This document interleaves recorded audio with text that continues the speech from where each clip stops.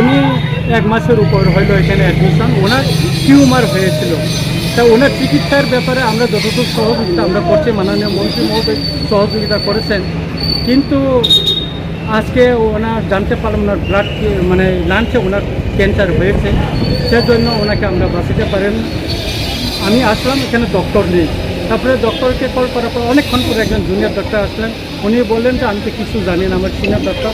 তো সিনিয়র ডক্টরকে আমি বললাম এখানে আসার জন্য, উনি আসলো যে আমাদের সেমিনার আছে, যে আমি বললাম আমার মন্ত্রী মহোদয় আসছেন। তা মন্ত্রী মহোদয় অনিমেষবাবু আসার পরেও ওনারা এখানে আসেননি। ওনারা বলছে যে তাদের সেমিনার ওইখানে যাওয়ার জন্য বলছে। একজন ডক্টর মানে মাননীয় মন্ত্রী মহোদয়কে তাদের এখানে সেমিনার জায়গায় আসার জন্য বললেন, এটা কীরকম একটা মানে অসম্মান করার মতো লাগছে আমাকে। সুতরাং এটা আমি মনে করি যে ডক্টরদের এরকম ব্যবহার করাটা ঠিক হয়নি, এবং আমি মাননীয় মুখ্যমন্ত্রী মহোদয় অনুরোধ করব যে এখানে ডক্টররা যাতে সব পেশেন্টের সঙ্গে সব সমানভাবে ব্যবহার করে এবং যাতে ভালোভাবে দেখাশোনা করে, এটা আমি বলবো।